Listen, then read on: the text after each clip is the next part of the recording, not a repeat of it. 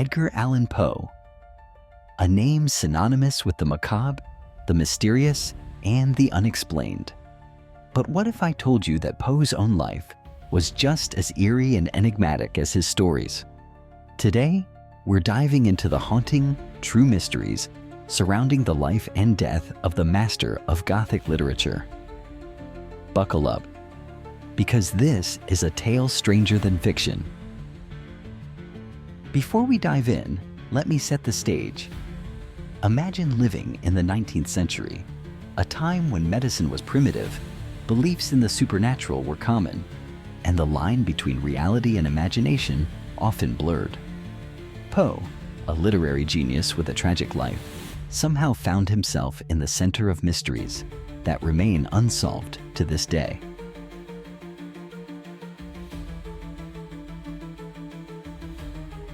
The mystery of Poe's death, October 3rd, 1849, Baltimore. Poe is found delirious on the street, wearing someone else's clothes. He's taken to a hospital, but just 4 days later, he's gone. His cause of death? A riddle with no answer. Theories range from alcohol poisoning to rabies to a sinister practice called cooping, where people were drugged and forced to vote multiple times. And if that's not enough, his medical records and death certificate disappeared. His last words? "Lord, help my poor soul." Chilling, isn't it? A vision of Virginia's death. Poe's wife, Virginia Clem, was not just his partner, but his muse. Sadly, she suffered from tuberculosis, a common and deadly disease at the time. Poe's famous story, The Masque of the Red Death, was written while Virginia was ill, and it eerily mirrors her condition. Friends claimed Poe had visions of her death. Was it the intuition of a man deeply connected to his wife, or something more supernatural? Poe's premonition of his own death. Months before his death, Poe told friends he felt a dark presence following him. He refused to travel without his cane and spoke of feeling that his end was near. His works, like the haunting poem Annabel Lee and his unfinished story, The Lighthouse, echo themes of isolation and death. Was Poe a man so attuned to the macabre that he could foresee his own demise? Or was it coincidence?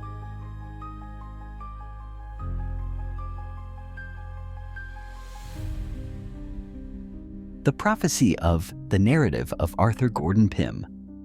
Poe's only novel, The Narrative of Arthur Gordon Pym, tells a tale of shipwreck, survival, and cannibalism. One of the characters? A cabin boy named Richard Parker. Decades after Poe's death, a real shipwreck occurred, and the survivors ate a cabin boy named Richard Parker. Was it an uncanny coincidence, or something more? The mysterious Poe toaster. For nearly 80 years, an anonymous figure visited Poe's grave every January 19th, leaving 3 roses and a half-empty bottle of cognac. Then, in 2009, the visits suddenly stopped. Who was this enigmatic visitor, and why did they stop? It's a mystery as intriguing as Poe himself. The Black Cat and the Demon Voices. Poe's story, The Black Cat, isn't just a chilling tale. It's said to reflect Poe's own torment. Some claim he spoke of hearing demonic voices during his darker days, urging him toward ruin. Was this a manifestation of his troubled mind? Or did Poe truly feel haunted by a malevolent presence? The angelic figure at the door. Legend has it that one stormy night, an angelic figure appeared at Poe's door. He described the visitor as otherworldly, delivering a cryptic message about redemption and death. Was this a product of Poe's imagination, or did he believe he'd been visited by a messenger from beyond?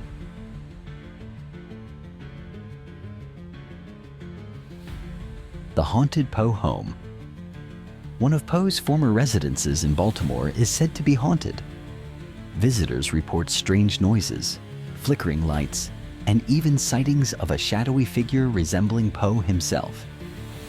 Did Poe's spirit linger in the place he once called home? Or is it merely the power of his legend keeping the past alive? Poe and the Mysterious Valentine Letter. In 1846, Poe wrote a cryptic Valentine's letter for Francis Sargent Osgood, filled with riddles and coded messages. This puzzle wasn't just a poetic game. It hinted at a deeper secret connection between Poe and Osgood. To this day, no one knows the full meaning of the letter. Was it merely a playful mystery? Or did it conceal something darker about their relationship? The curious Reynolds connection. On his deathbed, Poe repeatedly called out the name Reynolds. But who was Reynolds? A friend? A foe? Or perhaps a character from his life or imagination? Despite decades of speculation, this mystery remains unsolved. Could it be the key to understanding his final moments?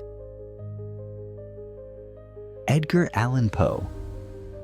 A man whose life and work continue to haunt us.